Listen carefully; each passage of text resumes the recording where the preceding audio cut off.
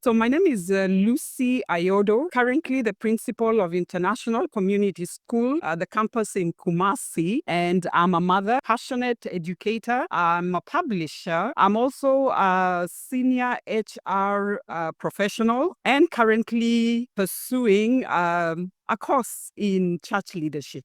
And I'm very, very excited to be part of Just for Women Africa. Thank you for giving me the opportunity.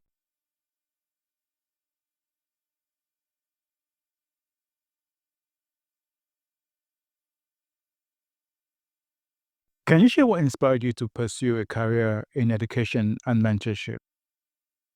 So the reason why I pursued education and mentorship is that because initially I wanted to be a lawyer. I wanted to pursue law. So throughout my high school, I knew I was going to be a lawyer, and I studied history, religion, and literature, which I thought were all very good for me to prepare for law. But when I did my sixth form, I missed the law school by 1 mark. And my second choice was education. So for the first year, I wasn't still very convinced that that's what I wanted to do. The second year, when we went for attachment, I was posted to one of the rural areas, a small school in the rural area. And I think what just flipped my mind about teaching was the way the students were so passionate. They really wanted to learn. We were there for 3 months. And at the end of the 3 months, you could see how they really appreciated what we had done for them. And the change that was then the children, they were really yearning, to grow and to develop. And that's the point where everything turned for me, because I knew if there's a place I can make impact, it's going to be in education and working with children. So that's what kind of flipped me from law and made me become very comfortable in education and mentorship. You have 35 years of experience in education, including 8 years in Ghana. How has this journey shaped you? The first thing is it has taught me to be as flexible as possible. Moving from Kenya to Ghana was not easy. And a lot of people were trying to discourage me, but I felt there was something I was coming to do here. So the first thing that I've learned is that I appreciate each and every day. I appreciate the people I meet. I appreciate the roles and the responsibilities I'm given. I really look at making positive impact in everything that I do. And I've learned to make sure that wherever I am, whoever I meet, I must make a change in their lives. I always want to leave people better than I find them. So that's something that coming to Ghana just affirms the fact that I came to this place, and my aim was to make sure that when I leave, people can see she was here and she has done something. Something has changed. There's been a positive impact. So that's what's really been motivating me in my stay in Ghana for the 8 years I've been here now. What challenges have you faced as an educator working in different countries, and how do you overcome them? Okay, so I think the very first challenge, if you compare Kenya and Ghana, the first one was the weather. It was the weather more than anything else, because I'm used to the cold, not too much heat like we have here. But I don't think that should prevent me from doing what I came to do. So when it comes to the actual challenges within institutions, I think it was more of the cultures of the institutions, where I came from and where I have come into. So trying to marry between the two and making sure that we get the best of the two in order for us to be able to still move this school to the direction that the directors wanted to move. I think that was a bit of a challenge. But once I learned how to communicate and appreciate and listen to other people's voices, and they also realized that I was here to listen to them and also to work with them, and pick what good they also had, we were able to really come together. We were able to collaborate. And from then, we've been moving on smoothly. So the challenges were there, but with time and with the collaboration and with the trust and proper understanding between me and everybody else, um, I can't say there's much of that happening right now. How do you feel about having a set aside your dream of becoming a lawyer in order to pursue a career in education? Do you ever find yourself considering a return? I think about it, but I've done so many other things while still being in education, which I don't think I may have had the opportunity to do as a lawyer. As I've mentioned, I'm now marriage and relationship counselor. I'm also a specialist in HR. So I think with education, I was able to expand, looked at some of the areas within education, which I thought would really make me stronger in what I'm doing. In education, we have, a bit of HR there. So my study of HR has supported me in HR matters within the school. When you look at the mentorship, it has also supported me in working with the children. So yes, I still keep thinking, how would it have been if I was a lawyer? But I don't think I regret it. What I have done, the people I've met, the students I've met, seeing where they are right now, I think that's just good enough for me. I'm satisfied with where I am at the moment. Having taught in both Kenya and Ghana, what key differences have you noticed, and what can each education system learn from the other? Because I'm in the international system of education, we teach Cambridge, and my previous school was the same system. So I've not really seen much of a difference because we are teaching the same thing. You understand? And then when it comes to the government education, I think the challenges that are being faced by, uh, the education ministry in Ghana are not different from what the Ministry of Education in Kenya is facing. And I know Kenya and Ghana do a lot of talks between them. So sometimes you see one country implementing something, the next time you hear it's being implemented here, something is changed here and something is changing the other side. So I think there's a lot of best practice going on between the two countries, to the extent that I don't think I can really pinpoint one thing and say, this is something that is totally different. Yeah, so that's how I would put it. You have been involved in global programs like the East African Model United Nations and TedX Youth. What impact have you seen in students through these initiatives? I think it's more of the growth in the skills that the students have been able to develop.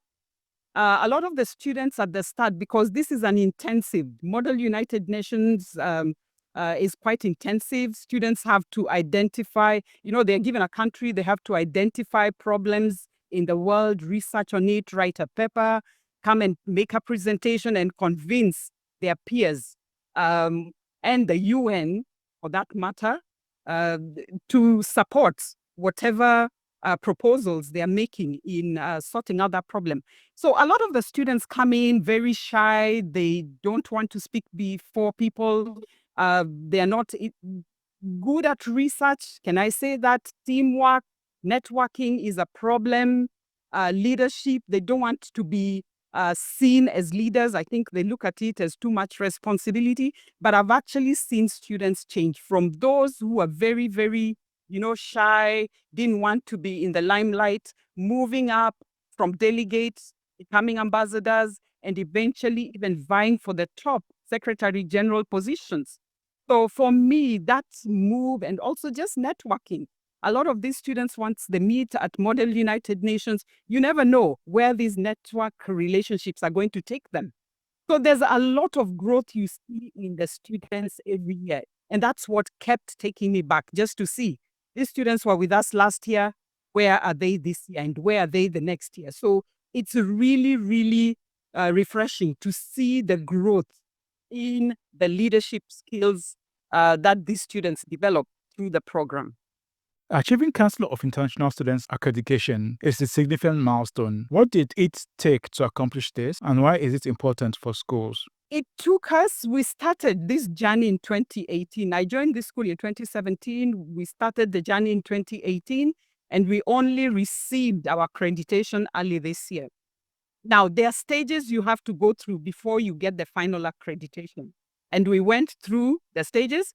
And obviously, with the COVID, we should have received it earlier. But because of COVID, we were kind of We lost about a year or two. So that's what took us back. Now, one thing that I learned is in order for an institution like this, because remember, we have a campus in Accra, we have a campus in Kumasi. And when we go for the accreditation, it's not just Kumasi, we are going for accreditation as ICS, as a school. Now, that means we have to work together with our counterparts in Accra, which is not easy. They're all the way in Accra. You have to find ways of making sure you're speaking the same language. But being able to effectively communicate, forming teams, identifying people's strengths, and delegating and using them to do various tasks. All that comes together very neatly in the end, and that is what enabled us to get the accreditation. And obviously, we had full backing of the board, full backing of the directors. The students were on board, the parents were on board. So just getting everybody, first of all, to understand the importance of the accreditation. And one reason why we are excited about it, one key thing that CIS is really passionate about is safeguarding of children and well-being, and then the teaching and learning aspect of everything, quality teaching and learning. So what it does is it makes you keep reflecting on your practices. It makes you keep reflecting on your purposes. Are we really giving quality? Are we really supporting our students as well as we can? And what it does, therefore, is it gives us it gives us an opportunity to benchmark with other schools all over the world who are also members of Council of International Schools. And then we can also talk to some of the universities who are members of Council of International Schools, because we have students who go to university all over the world. So at least for me and for my staff, why we like it is because, one, it places safeguarding as a key issue within an institution, and with children, we have to take care of. Safeguarding is a key thing, and the emphasis on quality. So at every stage, everything that we do, our question is, are we really providing quality for what we are doing? So it's something that is at the back of our minds and keeps driving us to strive to get better at everything that we are doing. And that's why I like the fact that we are now CIS accredited. In your experience, what are the biggest gaps in international education and how can we address them? One, I think we still have issues of resources. I think this is a general thing. Some schools have them, some don't have them. Some areas have them, some don't have them. And yet, when it comes to, the examination, I'm not fully just on examinations. I believe in nurturing an all-rounded individual. So when it comes to resources, the exams are going to be the same for everybody, whether you had the resources or you did not. So I think that's one area that really there's a big gap. Some have, some do not have. Then it comes to the second area is teacher professional development. Again, there are certain schools that have the money to invest in professional development for their teachers. Because once a teacher leaves school, it does not mean that once they become teachers, that's the end of it. There should be continuous development because trends are changing. So there are schools that have the money to develop their staff, others don't have. So that's another area. And then there's also the issue of character building. Previously, we know the use of the cane and things like that was common. And it's very difficult for people who went through the cane not to want to use the cane when they are teachers. So this is an area where we are talking about restorative practices for discipline purposes. A lot of schools are now moving towards that direction. Others are still left behind. So there seems to be a gap there. If we can be able to move to restorative practices where the students are being made to understand, they're being made to take responsibility for what they have done, and they understand why it is not good for them to do what they did, what impact did it have on them and on the others, then they're going to take responsibility. So there's that gap. schools are moving in one direction, but not everybody is going at the same pace. What steps can be taken to bridge the gap and ensure that all students are moving in the same direction towards educational improvement? From the top, it's difficult because the Ministry of Education, the government has to come in, number one. So it depends on how much they're investing in education. But when we move down to the grassroots, I think schools that have that opportunity should be able to share with others. I'll give an example, like we have a professional development section of the school. And usually when we have courses being offered, we don't only offer to our own staff. We open it up to others, including people from government schools who want to join us and maybe are able to pay. Now, what would happen, therefore, is if the government can even bring in a little money just to support these people, we would have more than what we've actually been seeing. So the sharing of best practice, if you have good practices, I think one way we can really bridge the gap is making sure that we share with the others. We share with the others. We don't wait for the government. We don't wait for the ministry. But if we are in a position to share the good practices that we have with the others, we can call for conferences and share best practices with whoever is interested. And they can also share, because it's not like knowledge is, held by one group of schools. They will learn from us and we will also learn from them. So just that opportunity of people collaborating, I think would really do great for the gap to be bridged. How can educators integrate leadership training into everyday classroom experience? Okay. So that again is a good question, because when you look at a lot of the curriculum, it's usually just academic. So it's up to the schools to carve out time within the day where some of these things can be handled. So I'll give a good example. In my own school, we've carved out some time in the course of the week where we have sessions we've called, these are sessions that we've actually come up with a program by ourselves, behavior management and character building. So we have 1 hour, sometimes 30 minutes, where students can sit, discuss, leadership issues, character issues, sometimes by themselves, facilitated by the teachers.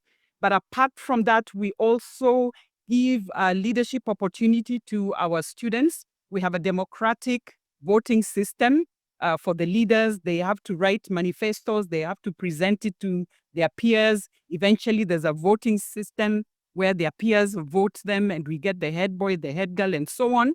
And then recently, we also introduced a 1 hour, what we call places. ICS is going places. And what this entails is ensuring that when a child leaves ICS, there are certain qualities we want that child to walk out with. Because our motto is training tomorrow's leaders today. So we are big on leadership. So some of the activities we do on the Friday, that is 1 hour, we engage the students in problem solving and critical thinking activities. We have leadership and growth mindset in another term. Then we move on to adaptability and digital citizenship. That is another one, communication and collaboration, emotional and character development. So these are all qualities that we believe the students should have for them to develop as outstanding leaders. So what we have done and what I'm encouraging schools to do is to look at themselves and see what they need. How do they want to train? What qualities do they want their students to be equipped with?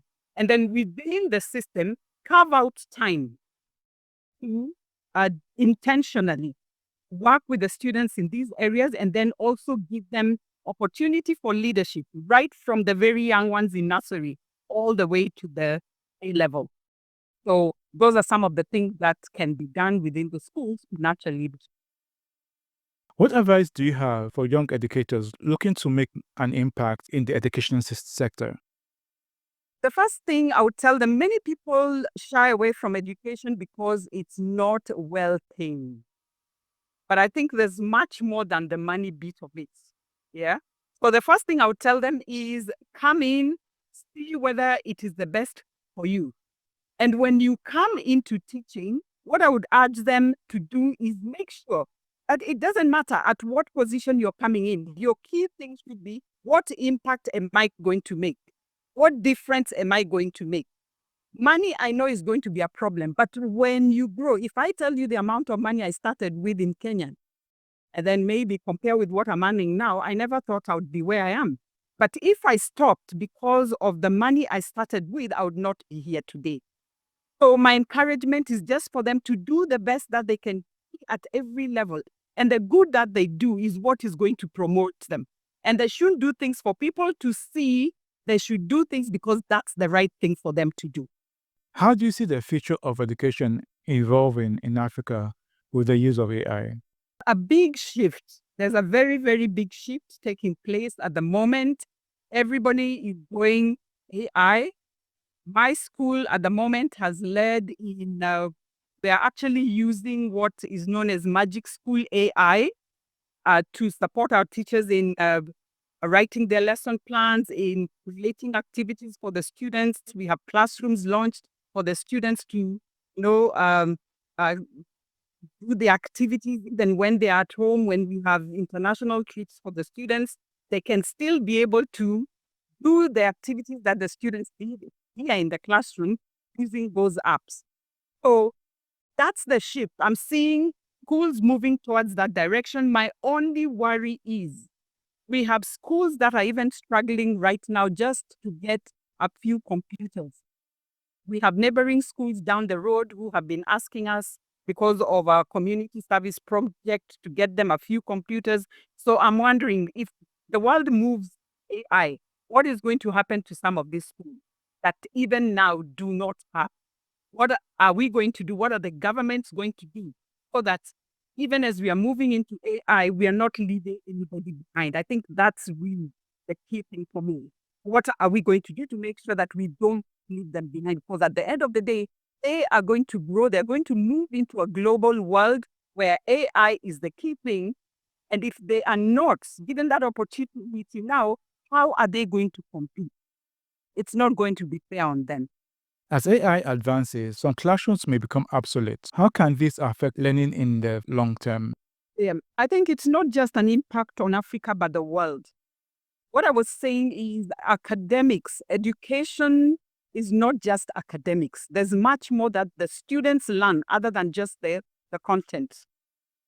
There's the social and emotional part of it, which when it comes to being in the house and just sitting there the whole day with a gadget, and also, not being able to talk to people, being able to talk to people, being able to know how to socialize and network with people, which may still be needed in some of the jobs in the future. It's going to be a problem for them. Right now, we have students who are so hooked on gadgets, even coming to the classroom is a problem. They don't want to talk to people.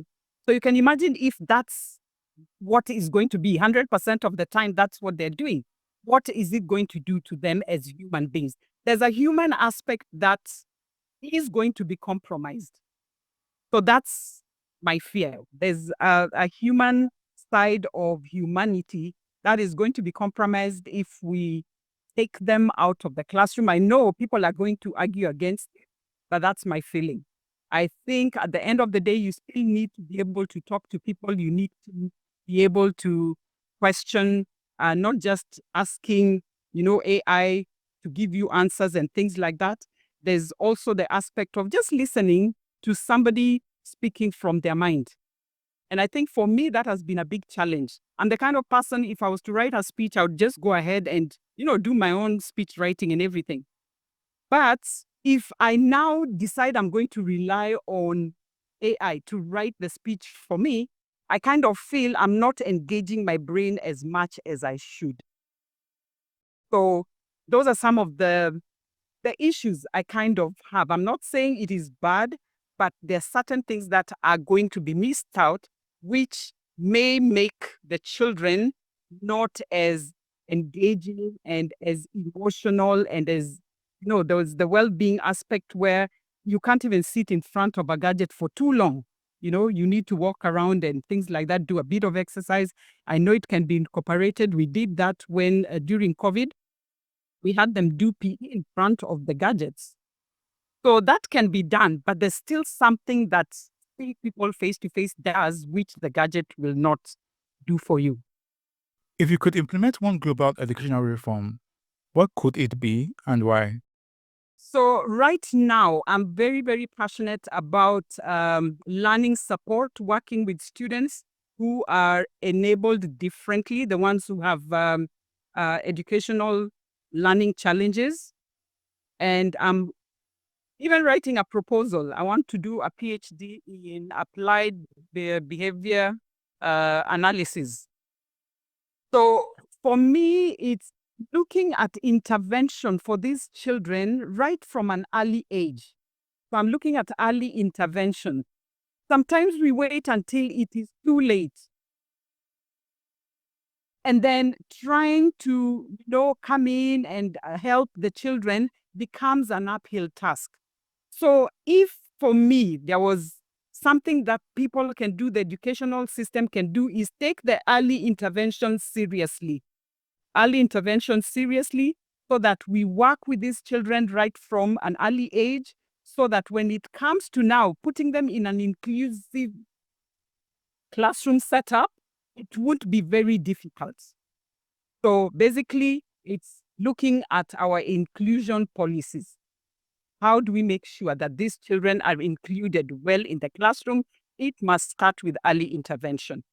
So that's something I would really want to see a big difference shifting in some of the African countries. I know the US, it starts early, but some people in Africa, in some of the countries, still leave these children at home until it's too late. By the time they're bringing them into the classroom, then even just the socializing aspect is a problem because they've been left at home by themselves. But if we introduce early intervention, then it means we will be sorting out an issue and it will be easy for them to get into mainstream classrooms.